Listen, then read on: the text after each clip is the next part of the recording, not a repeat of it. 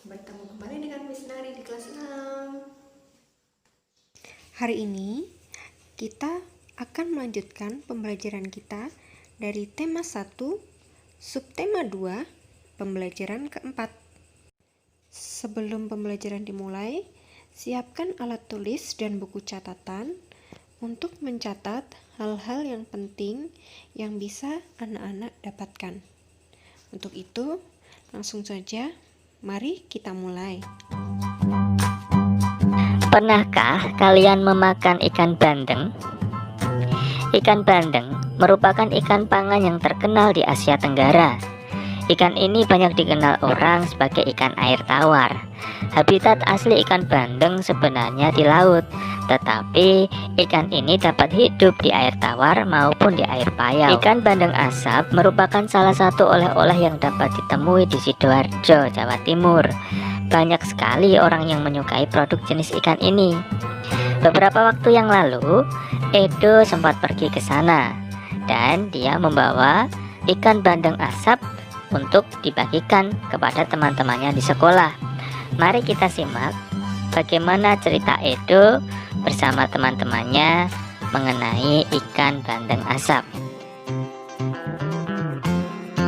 Edo membawa oleh-oleh ikan bandeng asap dari Sidoarjo. Ia membawa satu ikan ke sekolah untuk dibagikan kepada temannya saat makan siang. Potongan ikan hanya cukup untuk 6 orang. Saat makan siang tiba, selain sahabatnya, 3 orang temannya yang lain ikut bergabung. Semuanya ada sekitar 9 orang mengelilingi meja kantin. Edo bingung.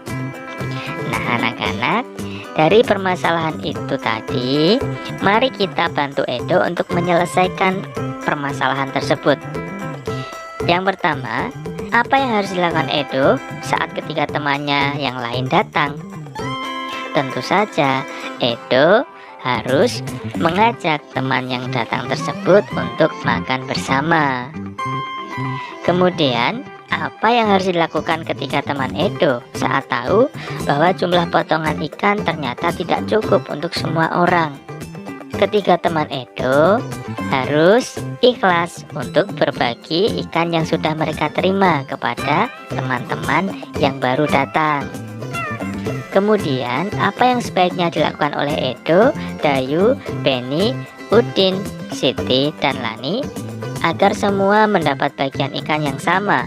Tentu saja, mereka harus bermusyawarah berapa bagian ikan yang tersedia dengan jumlah orang yang ada, sehingga semuanya bisa mendapat bagian ikan yang sama tanpa ada yang merasa dirugikan. Anak-anak, hal-hal yang dilakukan oleh Edo dan teman-temannya tadi sepatutnya mengingatkan kita kepada penerapan nilai-nilai sila keempat. Apakah kalian masih ingat apa saja nilai-nilai yang terkandung dalam sila keempat? Mari kita ingat kembali. Dalam sila keempat dilambangkan sebagai kepala banteng. Dari sila itu terdapat 4 nilai yang terkandung di dalamnya. Yang pertama adalah nilai musyawarah untuk mencapai kesepakatan bersama. Yang kedua, menjalankan keputusan yang telah disepakati bersama. 3. Tidak memaksakan kehendak. 4. Mengutamakan kepentingan orang banyak di atas kepentingan pribadi. Mari kita cari tahu contoh-contoh lain penerapan sila keempat ini dalam kehidupan kita di rumah, di sekolah, dan di masyarakat. Kita mulai dari rumah. Contoh penerapan sila keempat yang bisa kita lakukan di rumah diantaranya adalah bermusyawarah dengan keluarga dalam menentukan menu makan. Bisa juga bermusyawarah dengan keluarga untuk menentukan tujuan wisata keluarga. Bisa juga bermusyawarah dengan keluarga untuk membagi tugas dalam membersihkan rumah. Dan masih banyak lagi contoh lainnya.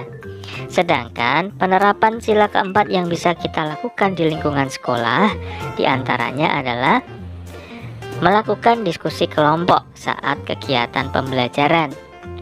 Kita juga bisa melakukan pemilihan ketua kelas.